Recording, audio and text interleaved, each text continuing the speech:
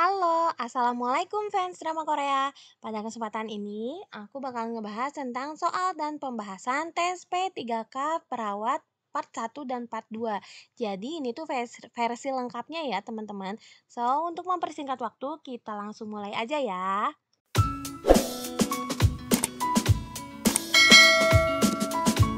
1. Seorang wanita lansia dengan umur 68 tahun dibawa oleh keluarganya untuk melakukan konsultasi ke psikiater. Keluarga menceritakan bahwa terakhir dalam 7 bulan, wanita tersebut sering kali mengurung diri di kamar, jarang mandi dan hanya mau mandi 1 kali sehari. Sulit untuk diajak bicara, keadaan nafsu makan menurun. Lansia tersebut masih tidak mau menceritakan masalahnya. Pertanyaannya, bagaimana teknik yang paling tepat bagi perawat untuk dapat menggali masalah terhadap klien tersebut? A. Beri perhatian terus-menerus pada klien walaupun ia tidak mau berbicara. B. Anjurkan pasien untuk melakukan perawatan diri sendiri dengan mandiri. C. Anjurkan keluarga untuk memberikan lansia perawatan khusus. D. Anjurkan klien menggunakan antidepresan secara teratur. E. Berikan pasien lingkungan yang tenang dan nyaman. Jawabannya adalah yang A. Masuk pertanyaan nomor 2. Seorang laki-laki berusia 37 tahun sudah 5 hari dirawat di rumah sakit jiwa. Setiap pagi antara jam 10 sampai jam 11, pasien selalu pergi ke bawah pohon mangga lalu berbicara sendiri dan tersenyum sendiri. Pasien kooperatif dan mau untuk mengontrol halusinasinya dengan cara menghardik, minum obat, dan bercakap-cakap. Pertanyaannya, bagaimana tindakan keperawatan selanjutnya yang tepat bagi pasien tersebut? A. Mengajak pasien untuk bercakap-cakap. B. Melakukan kegiatan sehari-hari sesuai jadwal. C. Menanyakan apakah pasien masih mendengar suara. D. Melakukan evaluasi tentang cara minum obat yang benar. E. Menilai apakah pasien sudah bisa mandiri melakukan kegiatan. Jawabannya adalah yang B. Jadi biarkan saja kegiatannya sesuai dengan jadwal. Pertanyaan selanjutnya, kelompok masyarakat di RT 01 mengeluh banyaknya kejadian diare pada anak-anak yang terjadi dalam setahun terakhir. Mereka memasak semua air dan makanan yang dikonsumsi hingga matang. Selain lingkungan fisik, pengkajian juga perlu dilakukan pada perilaku hidup bersih dan sehat yang menjadi kebiasaan masyarakat sekitar. Apakah fokus pengkajian PHBS yang perlu ditanyakan untuk mengetahui penyebab masalah di atas? A. Pola konsumsi lauk. B. Olahraga setiap hari. C. Konsumsi buah dan sayur. D. Pemanfaatan pelayanan kesehatan. E. Kebiasaan mencuci tangan pakai sabun. Oke. Nanti kita lihat lagi. Berarti di sini yang harus ditanyakan adalah yang E. Ya, kita masuk pertanyaan selanjutnya. Seorang perempuan 78 tahun tinggal bersama anak perempuan dan seorang cucu yang berusia 20 tahun. Hasil pengkajian klien merasa sedih karena cucunya sudah sebulan tidak pulang dan tidak ada kabar. Anaknya mengalami retardasi mental, sudah lama berpisah dengan suaminya. Klien tidak tahu harus meminta bantuan kepada siapa. Apa penyebab terjadinya kenakalan remaja pada keluarga tersebut? A. Salah pergaulan. B. Terlalu dimanja. C. Kurangnya pengetahuan. D. Harga diri rendah situasional. E. Kurangnya peran ayah atau laki-laki. Oke, kalau kita lihat dari keadaan keluarganya, ini jawabannya ya, yang harga diri rendah situasional. Kenapa? Karena di dalam keluarganya si anak atau cucu tersebut punya ibu dengan yang mengalami retardasi mental. Selain itu, dia juga diasuh oleh neneknya yang sudah tua yang berusia 78 tahun tanpa peran seorang ayah. Berarti jawabannya adalah yang D. Nomor 5, seorang ibu usia 38 tahun diantar suaminya ke UGD bersalin dengan keluhan pusing, pandangan kabur, kaki bengkak. Dari hasil anamnesa didapatkan data status obstetrik G4P3A0 dengan usia kehamilan 36 minggu. Hasil pemeriksaan fisik data tekanan darah adalah 150/90, protein urinnya positif 2, urin pada kaki dan palpebra. Pertanyaannya adalah pada kasus di atas ibu menderita A. Hipertensi dalam kehamilan, B. Preeklampsi, C. Eklampsi, D. Udim anasarta, yang E. Anemia. Oke, di sini jelas ya, ini tensinya di atas 150/90 dengan protein urin 2. Berarti ibu ini menderita preeklamsi, betul. Hipertensi dalam kehamilan juga betul. Eklamsi ini salah. Kenapa? Karena ibunya tidak kejang. Kalau eklamsi kan identik dengan kejang ya. Nah, udim anarsarka juga bukan, karena udimnya itu disebabkan oleh preeklamsi ini. Tapi di sini kan ada dua jawaban yang betul. Kita jawabnya yang mana? Kalau kita tahu hipertensi dalam kehamilan itu kan termasuk preeklamsi ringan, ada preeklamsi berat, ada juga eklamsi. Nah, kalau nemu pertanyaan seperti ini dengan dua jawaban benar, biasanya aku cari yang paling fokus, berarti jawabannya adalah preeklamsi. Meskipun hipertensi dalam kehamilan juga benar juga sebenarnya gitu. Oke, sekarang untuk pertanyaan selanjutnya. Seorang bayi perempuan usia 8 bulan BAB 5-6 kali sehari selama 2 hari, sehingga bokong bayi sering basah. Bayi kemudian dibawa ibunya ke rumah sakit. Setelah di ruang perawatan, dilakukan pengkajian oleh perawat dan ditemukan membran mukosa kering. Turgor kembali lebih dari 2 detik. Nah, di 130 dan respirasi 5 kali per menit. Berat badan menurun 8.300 menjadi 8.000. Ibu sering bertanya tentang keadaan anaknya. Pertanyaannya, apa masalah keperawatan utama yang ditemukan perawat pada kasus tersebut? A. Resiko gangguan integrasi kulit. B. Perubahan nutrisi kurang dari kebutuhan tubuh. C. Resiko infeksi pada orang lain. D. Kurang pengetahuan. E. Kekurangan volume cairan. Nah, untuk pertanyaan ini di sini jelas banget ya, kalau misalnya si turgor kembali lebih dari 2 detik itu sudah menandakan tanda-tanda dari dia dehidrasi. Berarti jawabannya adalah yang E. Oke. Pertanyaan selanjutnya, seorang anak perempuan usia 10 tahun didiagnosa menderita ALL sejak 1 tahun yang lalu. Hasil pengkajian, anak tampak lemah, hanya berbaring di tempat tidur. Anak mengatakan kadang terasa nyeri pada perutnya, tidak nafsu makan, dan mual, tidak menghabiskan porsi makanan dari rumah sakit. Berat badan anak 30 kilo. Anak mengatakan mau cepat pulang dari rumah sakit. Ibu klien khawatir pada kondisi anaknya. Apa masalah keperawatan utama pada anak tersebut? A. Nyeri. B. Hospitalisasi. C. Intoleransi. D. Ansietas orang tua. E. Ketidakseimbangan nutrisi dari kebutuhan tubuh. Oke, jawabannya adalah yang E. Ketidakseimbangan nutrisi kurang dari kebutuhan tubuh. Kita lihat lagi pertanyaan selanjutnya. Anda adalah seorang perawat komunitas di suatu klinik home care, melakukan screening kejadian AIDS. Hasil screening menunjukkan 1 orang remaja positif. Apa tindakan yang paling tepat Anda lakukan? A. Meminta klien ditemani anggota keluarga sebelum menjelaskan hasil tesnya. B. Menyarankan klien untuk melakukan screening lanjutan seperti Epstein-Barr. C. Memanggil anggota keluarga klien untuk memberitahukan hasil tes klien. D. Mengkaji riwayat klien, fokus pada perilaku beresiko tinggi.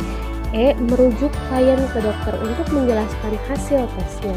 Oke, untuk di sini yang ditanyakan adalah peran kita sebagai seorang perawat. Berarti jawabannya adalah yang D. Nomor 9, seorang perawat mencatat bahwa klien dengan diabetes tipe 1 mengalami lipodystrofi pada kedua paha atas. Manakah informasi selanjutnya yang harus didapatkan perawat selama proses pengumpulan data?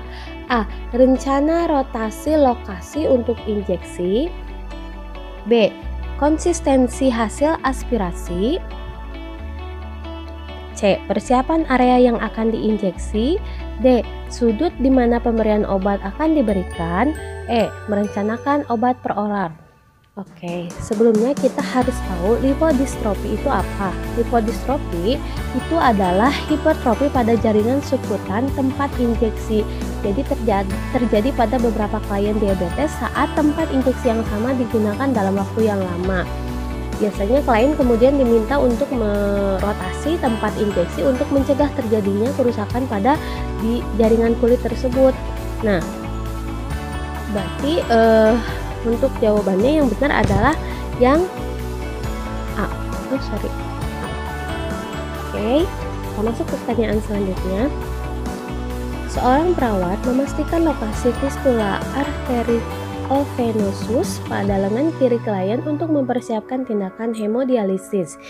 Indikasi manakah yang menunjukkan bahwa fistula dimaksud telah paten? A. Terdapat denyutan pada fistula saat dipalpasi. B. Kehadiran nadi radialis pada lengan kiri. C. Hilangnya suara desiran pada fistula saat diauskultasi. D. Capillary refill time atau CRT kurang dari 3 detik pada kuku di jari tangan kiri. E. Kehadiran nadi ulnaris pada pergelangan tangan kiri. Nomor 10, jawabannya adalah yang A. Kenapa? Karena seorang perawat itu memastikannya dengan mempalpasi untuk adanya denyutan atau ada suara desiran saat auskultasi. Kehadiran denyutan atau suara desiran itu mengindikasikan kepatenan fistula. Jadi meski kalau misalnya nadi radialis pada pergelangan tangan kiri dan CRT kurang dari 3 detik pada jari tangan kiri adalah kondisi normal yang diharapkan, kedua hal tersebut itu tidak memastikan kepatenan dari fistula. Nah, jadi jawabannya yang A. Nomor 11, seorang klien dengan diabetes mellitus memanggil perawat untuk melaporkan terjadinya episode hipoglikemi berulang. Manakah dari pernyataan klien yang mengindikasikan pemahaman yang benar mengenai insulin, humulin N, dan latihan fisik? A. Saya tidak harus latihan fisik setelah makan siang. B. Saya tidak harus latihan fisik setelah sarapan pagi. C. Saya tidak harus latihan fisik pada larut malam. D. Saya tidak harus latihan fisik pada siang hari. Dan E. Saya tidak harus latihan fisik pada pagi hari. Jawabannya adalah yang D. Kenapa? Karena reaksi hipoglikemi pada saat terjadi sebagai respon terhadap peningkatan latihan fisik. Jadi klien harusnya menghindari latihan fisik selama waktu puncak insulin. Nah, puncak insulin humulin N itu biasanya pada 12 sampai 24 jam. Sehingga latihan fisik siang hari itu tidak dilakukan selama waktu puncak kadar obat. Nah, jadi ini jawabannya adalah yang D. Nomor 12, perawat di klinik sedang melakukan tinjauan pada catatan medis seorang anak yang baru saja dikunjungi oleh petugas kesehatan yang terdiagnosis dengan suspek stenosis aorta. Manifestasi klinik spesifik yang diharapkan perawat untuk tertulis terkait dengan kelainan tersebut adalah A. Pucat. B. Hiperaktivitas. C. Intoleransi terhadap latihan. D. Gangguan pencernaan. E. Kesulitan bernafas. Oke, nomor 12 itu jawabannya adalah yang C. Kenapa yang C? Jadi stenosis adalah penyempitan atau struktur dari katup aorta, menyebabkan hambatan aliran darah ke ventrikel kiri dan menurunkan cardiac output. Hipertrofi ventrikulasi kiri dan tahanan vaskular paru anak dengan stenosis aorta menunjukkan tanda-tanda intoleransi terhadap latihan, nyeri dada, pusing saat berdiri dalam jangka waktu yang lama. Puncak kemungkinan ada, tapi tidak spesifik untuk kelainan ini. Jadi bukan hanya untuk kelainan ini saja. Kesulitan bernafas juga kadang terjadi pada anak, tapi tidak spesifik juga untuk mengindikasikan suatu stenosis aorta. Jadi pilihan B itu tidak terkait dengan kelainan ini. Nah, jawabannya jelas berarti yang C. Kita masuk pertanyaan selanjutnya. Klien baru saja memulai terapi pankrealipase. Jadi pankrealipase itu adalah pankrean MT. Perawat mengevaluasi bahwa pengobatan telah berfungsi optimal jika terdapat gambaran informasi yang mana di bawah ini. A. Penurunan berat badan. B. Nyeri seperti jantung berdebar. C. Reduksi stetorea. D. Hilangnya nyeri abdomen. E. Hilangnya rasa mual. Jawabannya adalah yang C. Kenapa yang C? Di pankrealipase itu adalah enzim pankreas yang digunakan klien sebagai bantuan proses pencernaan. Nah, obat akan bekerja untuk mengurangi terjadinya lemak pada feses. Efek lain yang diharapkan adalah memperbaiki status nutrisi karena tidak bermanfaat mengobati nyeri abdomen dan dada rasa terbakar. Penggunaan obat tersebut akan menimbulkan pertambahan berat badan, bukan penurunan berat badan jika membantu pencernaan. Maka strategi mengerjakan soalnya adalah yang pertama kita harus fokus pada pokok masalah. Terus efek obat yang optimal yang diharapkan sesuai dengan nama obat. Gunakan pengetahuan fisiologis pankreas untuk membantu mengarahkan kita memilih jawaban yang tepat. Jadi jawabannya adalah yang C. Nomor 14, klien dengan riwayat penyakit paru beresiko terjadinya asidosis respiratorik. Tanda dan gejala mana yang harus dilakukan pengajuan perawatan untuk karakteristik kelainan tersebut? A. Bradikardi dan hiperaktivitas. B. Penurunan rata dan kedalaman pernafasan. C. Sakit kepala, sulit tidur dan bingung. D. Bradipne, pusing sama parestesi. E. Irama nafas tidak teratur dan berkeringat banyak. Jadi jawabannya adalah yang C. Kenapa yang C? Karena ketika klien mengalami asidosis respiratorik, rata kedalaman pernafasan meningkat sebagai kompensasi. Jadi klien juga mengalami rasa sakit kepala, sulit tidur, perubahan status mental, terus biasanya mengantuk dan bingung. Terjadi juga gangguan visual, ada diaforesis, serta sianosis karena hipoksia menjadi semakin akut. Nadi cepat, irregular, pokoknya masih banyak lagi lah. Jadi pilihan A, B, D, dan E tidak secara spesifik berhubungan dengan kelainan ini. Maka jawabannya adalah yang C. Nomor 15, tindakan untuk membunuh bibit penyakit yang beredar di luar tubuh disebut A. Disinfeksi, B. Isolasi, C. Karantina, E. Sterilisasi, E. Imunisasi. Oke, kita di sini jawabannya jelas ya, tindakan untuk membunuh bibit penyakit yang berada di luar tubuh. Berarti jawabannya adalah yang A. Kalau isolasi itu adalah pemisahan penderita penyakit yang terinfeksi dari orang-orang untuk menghindari penularan. Jadi untuk menghindari penularan. Nah, sedangkan karantina, kalau karantina itu adalah kebebasan seseorang yang diduga telah tertular secara suatu penyakit. Nah, kalau sterilisasi adalah tindakan untuk membunuh kuman patogen atau apetogen beserta sporanya pada peralatan keperawatan dan kedokteran, biasanya dengan cara merebus. Ada yang merebus, ada yang secara steam, ada juga dengan menggunakan bahan kimia. Nah, sedangkan kalau imunisasi itu adalah sebuah upaya untuk mendapatkan kekebalan dari suatu penyakit dengan cara memasukkan virus yang dilemahkan, biasanya dengan cara disuntik baik secara IM, SC atau IC, dan juga baik secara oral. Oral itu untuk polio ya. Nah, jadi jelas ini jawabannya yang A. Untuk pertanyaan selanjutnya, waktu antara masuknya suatu bibit penyakit ke dalam tubuh sampai timbulnya gejala-gejala penyakit tersebut: A. Epidemi, B. Inkubasi, C. Infeksi, D. Virulensi, dan E. Endemi. Nah, ini jawabannya adalah yang E. Jadi masa inkubasi itu adalah masa dimana masuknya suatu bibit penyakit ke dalam tubuh sampai timbul gejala-gejala suatu penyakit.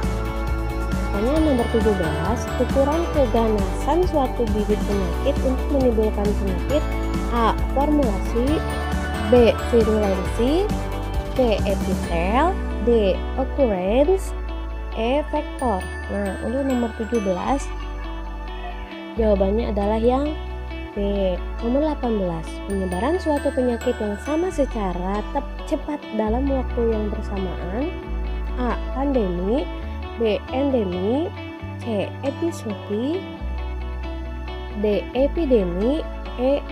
Endemi. Oke, nomor 18 jawabannya adalah pandemi. Jadi kayak sekarang ya sedang corona itu adalah penyebaran suatu penyakit yang sama secara cepat dalam waktu yang bersamaan. Oke, sekarang pertanyaan nomor 19. Tingkat oksigen dalam darah yang rendah disebut A. Hematokrit, B. Hipoksemia. Maaf, ini aku salah ketik. Hipoksemia. Oke, yang C hipoglikemia, D hemoglobin, E anemia. Nomor 19 itu jawabannya adalah hipoksemia. Jadi kalau hipo itu menunjukkan dia rendah ya, berarti jawabannya yang D. Nah, nomor 20 penyumbatan pembuluh darah oleh benda asing seperti pembekuan darah atau penyumbatan udara disebut A. Psikosis, B. Hemotel, C. Emboli, D. Plak faktur, E. Platelet. Jawabannya adalah emboli. Nah, mungkin cukup sekian video dari aku. Jadi untuk video kali ini aku sudahi sampai dengan nomor 20 ya. Untuk nomor-nomor selanjutnya silahkan simak video-video aku berikutnya. Jangan lupa subscribe dan nyalakan loncengnya ya, supaya teman-teman bisa update video-video dari aku. Terima kasih. Assalamualaikum.